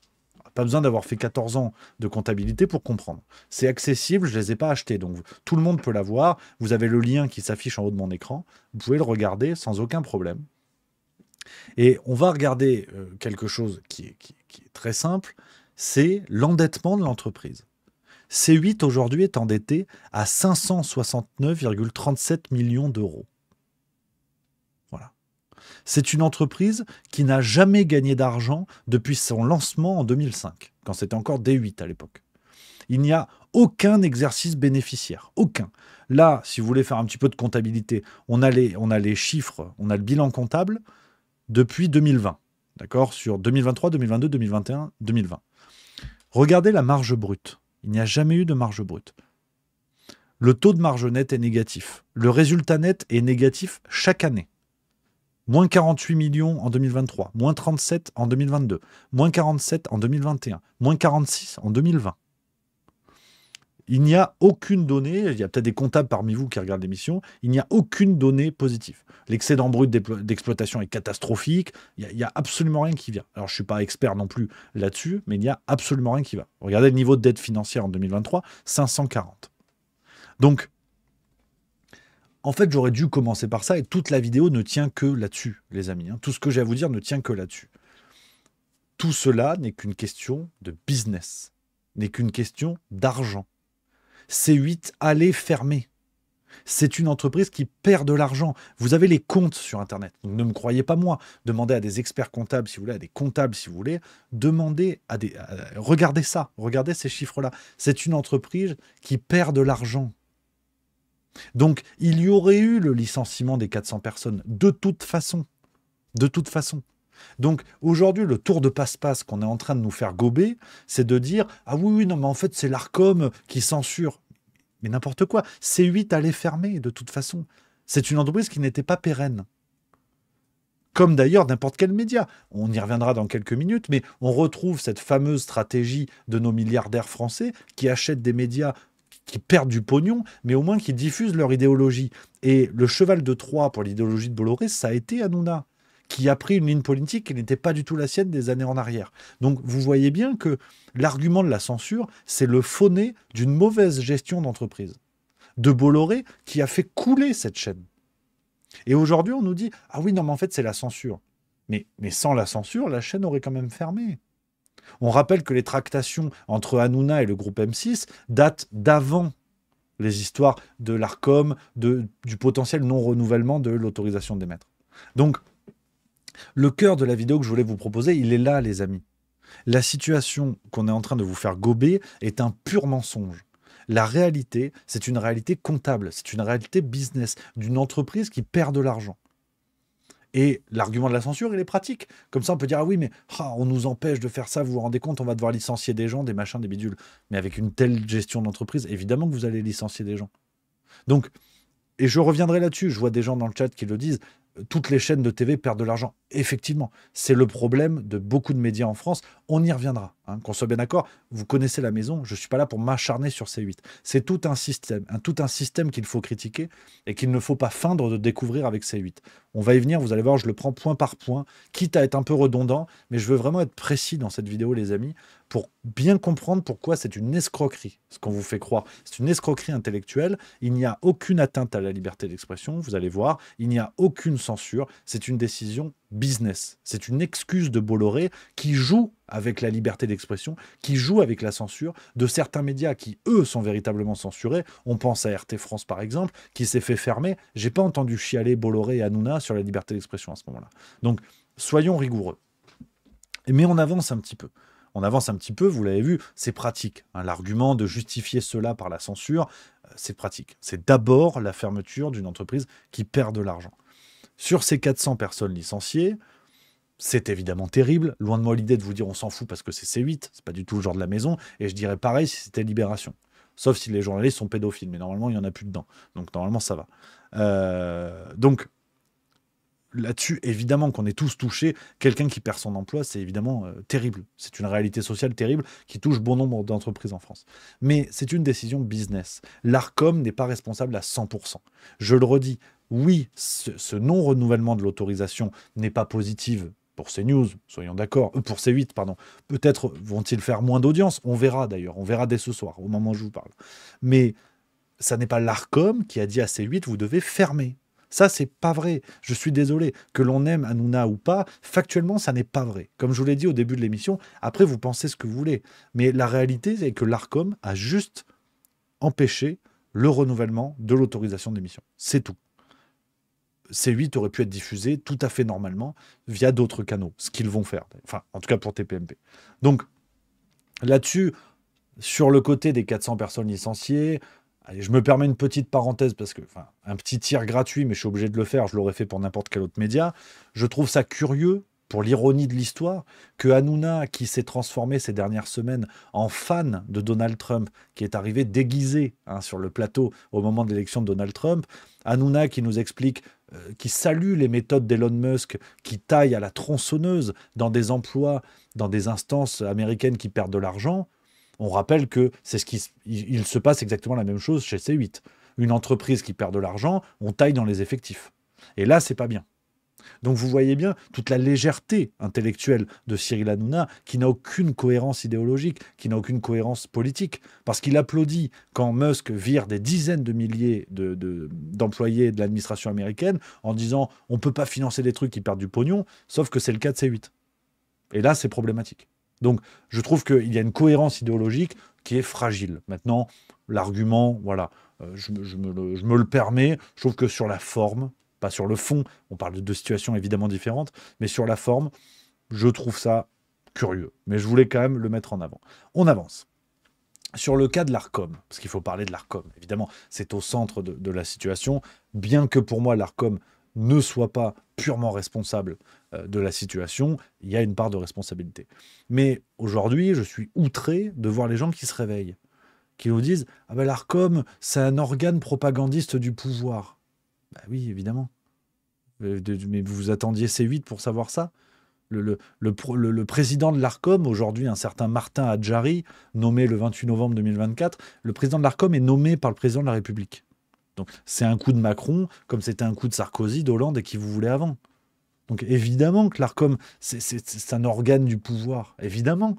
Mais si ça vous dérange pour C8, ça vous dérange pour tout. Et dans ce cas-là, il faut se lever contre Macron, il faut se lever contre notre système, d'ailleurs, qui n'est pas que Macron. Cette possibilité que le président nomme le président de l'Arcom, ça fait des années, ça fait des décennies quasiment. Donc, ce que je trouve dingue aujourd'hui, c'est qu'on est en train de faire de C8 le seul problème dans cette situation. On expliquerait que ce serait une volonté de Macron de faire fermer C8, alors qu'on rappelle, et j'y reviendrai tout à l'heure, Hanouna embauche Tiffaine Ozière, la fille de Brigitte Macron. Il l'a embauchée comme chroniqueuse sur C8, mais Macron en voudrait à Hanouna parce qu'il serait un contre-pouvoir qui va revenir sur M6 pour faire la même chose. Mais on se moque de qui, en fait? On se moque de qui? C'est pour ça que cette décision de l'Arcom, pour moi, est une décision avec laquelle on est d'accord ou pas, mais c'est une décision motivée. Et que si c'est une décision politique, évidemment. Vous avez vu sur d'autres chaînes des discours qui critiquent ouvertement Macron, des discours comme on peut entendre sur Le Monde Moderne, sur Putsch, chez Idriss Aberkan, chez je ne sais qui. Si on ne l'entend pas, c'est pas pour rien. C'est parce qu'il y a un garde-fou antidémocratique qui s'appelle l'Arcom. Mais ça existait bien avant C8. Et tous les gens qui se mettent à chialer aujourd'hui, alors qu'ils ne disaient absolument rien sur des cas de censure pour d'autres médias, je pense évidemment à RT France, et encore c'était au niveau européen d'ailleurs quand ils ont fait ça, mais tous les gens qui chialent que sur C8 et qui ne chialeraient pas si cela arrivait à une autre chaîne de tendance de gauche par exemple, il y a une malhonnêteté intellectuelle. Donc on voit que dans cette situation, en plus il y a une partisanerie qui est assez terrible. Sur l'argument qui est de dire à la place de C8, il va y avoir une chaîne financée par le milliardaire proche de Macron, M. Kretinsky, milliardaire d'origine tchèque, qui met plein de pognon dans des entreprises françaises, notamment des médias. Et on dit « Ah oui, mais c'est scandaleux, c'est des proches de Macron ». Mais évidemment, mais vous découvrez ça aujourd'hui. Si vous vous levez pour défendre C8, allez plus loin, soyez courageux, levez-vous contre notre système. Donc là, je trouve qu'il y a une facilité dans la réaction où ça ne dérange que quand c'est Macron. Que quand c'est C8, pardon. Que quand c'est Hanouna. Mais la réalité du terrain, quand vous la regardez, c'est pas celle-là. C'est pas celle-là. Donc, je trouve que ce qui se passe autour de l'Arcom est ridicule, quoi. C'est un organe totalitaire, l'Arcom, dans le fonctionnement tel qu'il est fait. Vous n'avez pas un collège indépendant, vous n'avez pas un directeur nommé par des personnes indépendantes, il est nommé par le président de la République, comme le président du Conseil constitutionnel. De manière symbolique, que voulez-vous attendre d'une telle société ? Donc, on n'est pas sérieux. Quand c'est Mathieu Pigasse qui finance les Inrocks, qui finance des médias de gauche, c'est le même scandale. C'est scandaleux que des milliardaires détiennent des médias pour défendre leur idéologie. C'est scandaleux pour tout le monde. Donc, cette histoire de l'Arcom, je trouve que elle est juste, à mon avis, mais elle est juste tout le temps, et pas que pour Hanouna. Si on continue sur la question de la liberté d'expression, on l'entend beaucoup. On nous dit, oui, mais on en veut à Hanouna, on veut le faire taire, machin et tout. On veut tellement le faire taire qu'en attendant de rejoindre M6 en septembre 2025, il va rester à l'antenne sur les box. Et il a signé chez M6 un contrat, à mon avis, qui doit être assez gourmand, pour faire la même chose. Donc, je veux dire, si Macron voulait censurer Hanouna, c'est quand même raté. Quand même raté pour un mec qui va continuer à faire tout pareil, juste pas sur C8. C'est quand même assez dingue. Mais sur la liberté d'expression, les gens qui nous expliquent maintenant que presque Bolloré serait le grand défenseur de la liberté d'expression. Les guignols de l'info, ça vous parle, ça parle à tout le monde, on est d'accord. Quand Bolloré fait tout pour faire fermer les guignols de l'info, il change les équipes, il change la ligne éditoriale jusqu'à la fermeture définitive de l'émission. Ils sont où les défenseurs de la liberté d'expression là, à ce moment-là ? Depuis quand M. Bolloré est un défenseur de la liberté d'expression ? Depuis quand ? Donc là aussi, on a des contradictions partisanes. Je le redis, chacun défend ce qu'il veut, chacun pense ce qu'il veut. Mais arrêtons les conneries. Bolloré n'est pas un défenseur de la liberté d'expression. C'est pas vrai, ça n'a jamais été le cas. Et à la rigueur, s'il défend une liberté d'expression, c'est la liberté de s'exprimer dans le sens de ses idées. C'est pour ça que Hanouna en est devenu le porte-voix, à diffuser des idées qui n'étaient pas les siennes encore 6 ans plus tôt. Donc on n'est pas sérieux, une fois de plus. J'essaie vraiment de vous démontrer point par point tout ça. Alors, on avance encore un petit peu avec des choses que je vous ai déjà dites pour finir rapidement là-dessus. Après, je reviendrai parce que là, je vois à mon avis des gens qui aiment bien Hanouna, donc qui sont contre la fermeture de C8, qui me disent tu mélanges le public et le privé. Alors, on me reprend sur un argument depuis le début de l'émission qui est quand je parlais des coupes budgétaires par Musk et des coupes budgétaires chez C8. J'ai bien dit que c'était sur la forme, j'ai bien dit que les situations étaient différentes. On me reprend sur un argument. Vous êtes un petit peu léger, les gars. Vous êtes un petit peu léger. Évidemment que je suis conscient que le public et le privé, ça n'est pas la même chose. Je dis juste que sur la forme, quand on applaudit la mise au chômage de gens, ça n'est pas une question de privé ou de public. Si on défend si on défend l'aspect social de lutter contre les licenciements, ça n'est pas une question de privé ou de public. Donc bon, essayons quand même de discuter sur d'autres points que certains petits trucs comme ça. D'autant plus que j'ai précisé que c'était un truc un peu tiré par les cheveux d'un point de vue. Voilà, chacun en fait ce qu'il veut. Donc, si on reprend en résumé un peu tout ce que je vous ai dit, ce qui se passe aujourd'hui, pour moi, est une illustration de la capacité de notre industrie médiatico-politique à tromper les gens. À tromper les gens. Non mais voilà, enfin... Je reprends vos questions après parce que je vois il n'y a plus de saison qui dit exactement l'inverse de ce que je démontre, qui dit l'Arcom est une instance publique qui empêche une chaîne privée d'émettre. Je t'ai démontré factuellement que ça n'est pas vrai. On y reviendra sur les questions. On y reviendra. Avec plaisir, je prendrai toutes vos questions comme d'habitude. Donc, si on résume, on est dans l'illustration de la capacité de notre système médiatico-politique à vous faire prendre des vessies pour des lanternes. La situation de C8 est une situation d'entreprise qui perd du pognon, qui aurait pu continuer quelques années parce que bien des chaînes de TV perdent du pognon, on est d'accord. Mais la réalité est que on la met à l'envers aux gens. C'est assez terrible à dire, mais on la met à l'envers aux gens. Hanouna n'est pas le défenseur de la liberté d'expression. Ça n'est pas le nouveau Coluche. Dans quelques minutes, je vous montrerai un extrait où on nous parle de ça. Ça n'est pas la faute de la censure dans ce qui se passe. Quand on est censuré, on ne signe pas un contrat à plusieurs dizaines de millions d'euros sur M6. Quand on est censuré, on ne fait pas ça. Quand on est censuré, on n'est pas diffusé sur des millions de box dans toute la France en accès libre pour tout le monde. Enfin, en tout cas, ce n'est pas ce que j'appelle la censure. Donc, pour moi, la question de la censure ne tient pas. Quand on explique que Hanouna a des idées qui dérangent, quand on dit « Ah ouais, mais en fait, c'est pour ça ils lui en veulent, parce qu'il s'oppose au pouvoir. » Mais à quelle heure Hanouna s'oppose au pouvoir? Alors, il a fait son mea culpa sur Donald Trump. Hein, j'ai vu la séquence où il expliquait que... en fait, il s'était rendu compte que le wokisme, c'était dangereux. Et comme Trump lutte contre le wokisme, bah, Hanouna aime bien Trump. Et quand Hanouna faisait ça, j'ai pas vu le mea culpa. Sur le débat que j'étais en train de faire sur TF1. J'avais un petit écran, je ne vous le cache pas. Ils ont été sympas. Je crois, oui. Très bien. Je voudrais vous dire qu'aujourd'hui, c'est la 1000e de TPMP. Et j'avais un défi, c'est que vous nous souhaitiez bon anniversaire avant, bien sûr, le 7 mai et cette belle échéance. Voilà, j'espère. Alors, qu'est-ce qui se passe? Alors, je vais vous dire 3 choses. Voilà. Sur Macron, j'ai pas vu de mea culpa.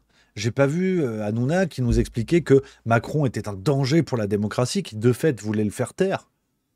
J'ai pas vu Hanouna utiliser son audience pour expliquer que Emmanuel Macron était un gouvernant autoritaire qui censurait des opposants, qui censurait des idées, que c'était un scandale. Ça, je l'ai pas vu.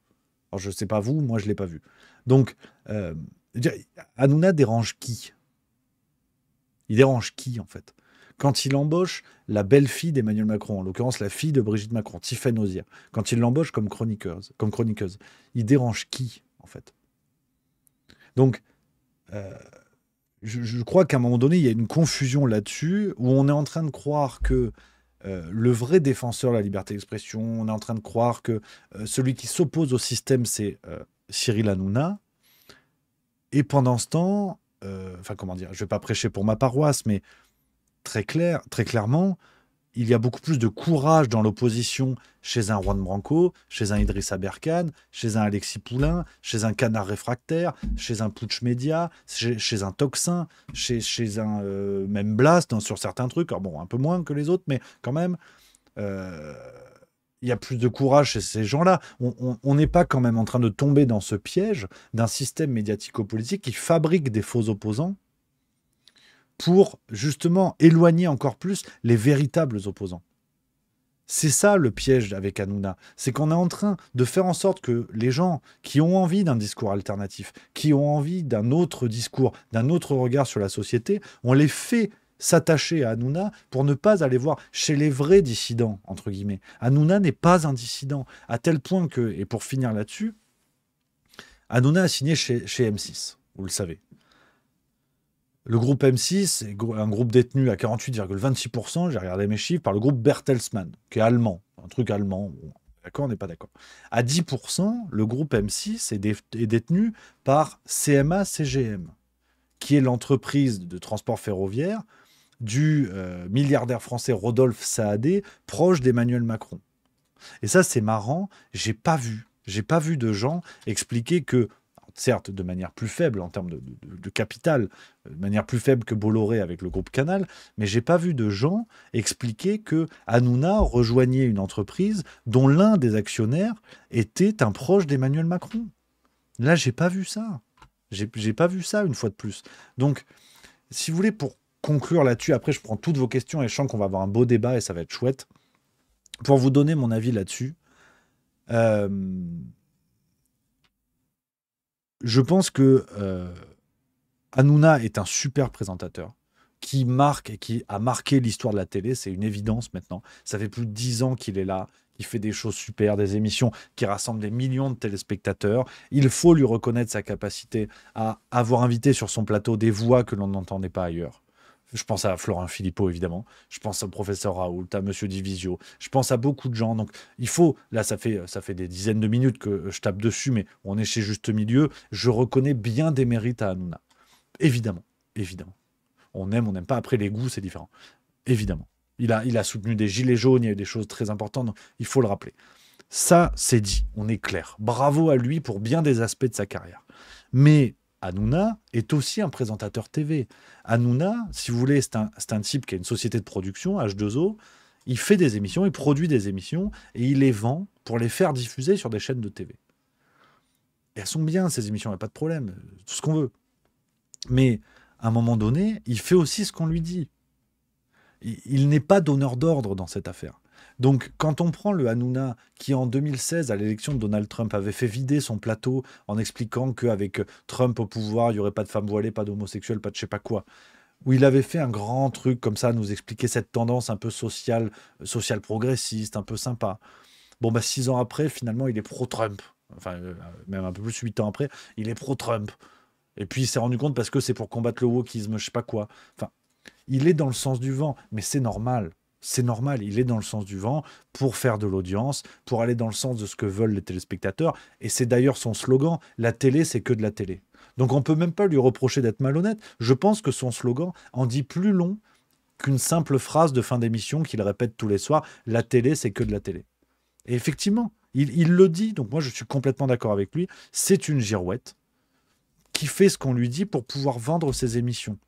Mais aujourd'hui, moi, ce qui me dérange dans cette situation, c'est qu'on manipule la situation pour faire de Hanouna une sorte de Jeanne d'Arc du PAF. On peut lui reconnaître bien des mérites, on peut lui reconnaître bien des qualités en invitant des gens que l'on n'invite pas ailleurs, il n'y a pas de problème. Mais ne transformons pas la réalité pour la rendre plus grandiloquente. Non, Hanouna n'est pas censuré. Quand vous êtes censuré, c'est RT France. C'est pas Hanouna qui arrive sur M6. Non, c'est pas une décision seulement de l'Arcom. Je l'ai démontré, je vous ai donné des chiffres. Non, la situation de C8 n'a pas été forcée par l'Arcom. Ils auraient pu tenir quelques années malgré leur bilan financier catastrophique, c'est une chose, mais tôt ou tard, ça aurait été terminé. Il aurait fallu fermer le bordel. Non, Bolloré n'est pas un défenseur de la liberté d'expression. L'exemple des guignols de l'info, à mon avis, suffit à le préciser. Non, Bolloré n'est pas un pauvre petit milliardaire censuré par Macron. Ceux qui subissent, c'est pas Bolloré dans cette affaire. Est-ce que Bolloré va perdre de l'argent, par exemple ? Est-ce qu'il va perdre de l'argent dans cette affaire-là ? Quel est le manque à gagner ? Il faut mettre tout ça à plat. Après, vous en tirez vos conclusions. Chacun pense ce qu'il veut, il n'y a pas de problème. Mais ce qui m'embête, c'est que l'on torde la réalité pour se donner pour se donner raison, dans un sens comme dans l'autre. Et là, c'est l'exercice juste milieu de vous dire, attention quand même. Là, ce matin, sur les grandes gueules sur RMC, il y a une auditrice qui arrive qui dit « Hanouna, c'est le nouveau Coluche ». Comparez les situations de censure qui ont été faites à Coluche, qui l'a assurément payé de sa vie, Et regardez la situation d'Hanouna. Je ne lui souhaite pas du mal, bien évidemment, au contraire, qu'il le vive le plus longtemps possible. Mais qui peut croire la même chose? Et quand on parle aujourd'hui d'Hanouna en politique, eh ben on n'a pas fini de rigoler. On n'a pas fini de rigoler. Moi, je veux bien qu'on se fout de la gueule de Zelensky, mais qu'on m'explique aujourd'hui qu'Hanouna est un espoir pour la politique française parce qu'il parle il parle des vrais problèmes des gens. Eh ben putain, on a de la route parce que là, on n'est pas sorti du sable. Donc, voilà un peu, les amis, ce que je voulais vous dire là-dessus. Faire un travail de juste milieu, vous donner les éléments. Après, libre à chacun de penser ce qu'il veut, comme d'habitude. Mais ça me semblait important de revenir là-dessus. C'est à la fois un coup de gueule et à la fois un appel à la prudence. Parce que si on gobe cette situation-là dans un sens comme dans l'autre d'ailleurs, si on commence à ce point-là, en fait, accepter, parce qu'on nous le répète sans cesse, des choses qui sont fausses, on n'est pas sorti. On n'est pas sorti du sable. Donc, voilà les amis, ce que je voulais vous dire sur cette longue séquence, bien sûr. Je prends vos avis. Ah, j'ai remis l'instant grognon, tu vois, je suis tellement grognon. Je prends vos avis, bien sûr, les copains. Dites-moi dans le chat ce que vous en pensez. Si vous êtes d'accord, pas d'accord, tout ça, dites-moi. Surtout ceux qui ne sont pas d'accord, c'est important. Hein, c'est important qu'on papote. Je trouve ça chouette, voilà. Je trouve ça chouette. Tac. Alors, Olivier Mars 13, très bonne analyse comme d'habitude, je te reconnais ce talent, merci camarade. Mick BBQ, le nouveau Coluche, c'est les mêmes qui comparent Zelensky à Churchill, complètement d'accord. C'est moi, Snakes, il invite Raoult et Divisio pour se moquer d'eux dans la forme avec ses chroniqueurs pour oublier le fond. Tac. Girio 92, la vidéo de Ludovic Bis est complète sur le sujet. Je ne sais pas si tu l'as vu. Non, pas encore. Merci Rémi Xanax, 50 000. Flatipus, personne ici n'a défendu Hanouna, mais c'est pas grave. On défend juste le principe de défendre une chaîne privée qui se fait détruire par une entité publique et antidémocratique.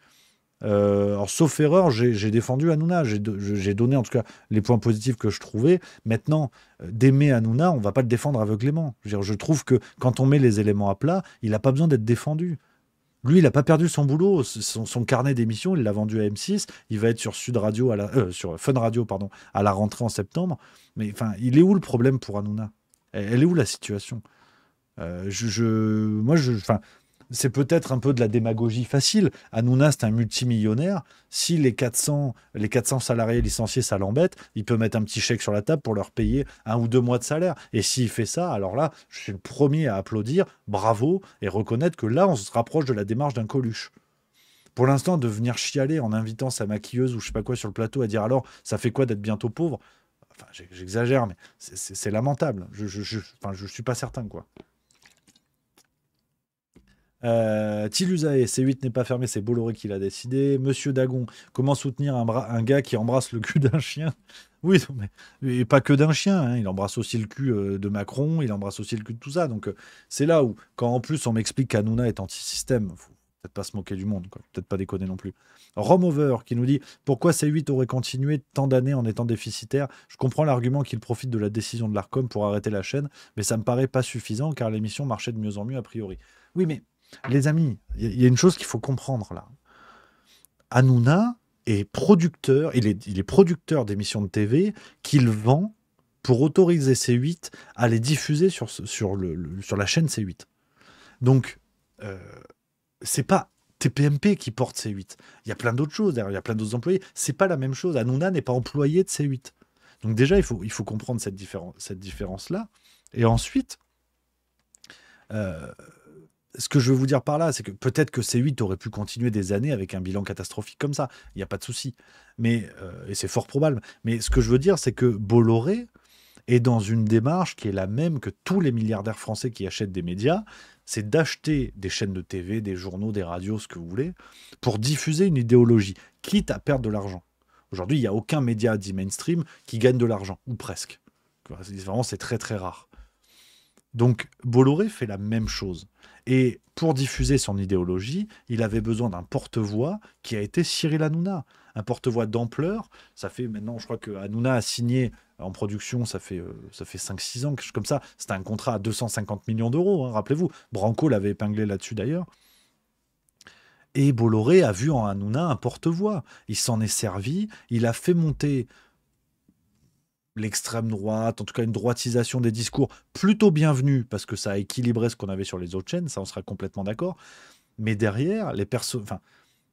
On a vu comme chroniqueur chez Hanouna des Garrido, des Boyard. Aujourd'hui, on voit de la Sarah Knafo qui est un petit peu de partout pour faire monter cette extrême droite factice qui est juste un néolibéralisme dans le vent.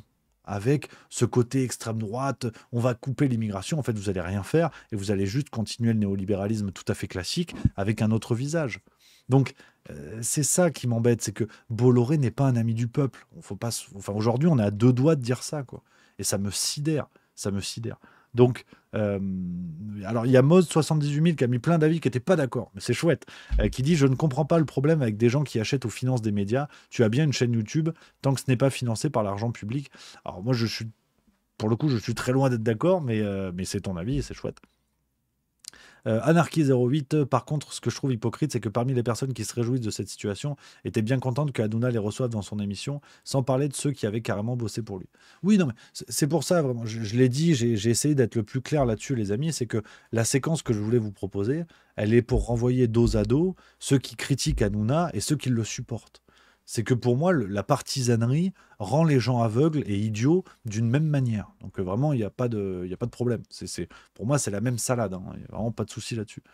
Donc je trouve ça assez terrible, quoi. Surtout, en plus, après, on va pas refaire toutes les déclarations d'Hanouna, et je le redis, il y a eu des trucs très bien. Mais quand le mec, aujourd'hui, dénonce le service public, dénonce l'argent qu'on donne au service public que lui n'a pas et compagnie, Hanouna devient Hanouna grâce au service public. Touche pas à mon poste commence sur France 4.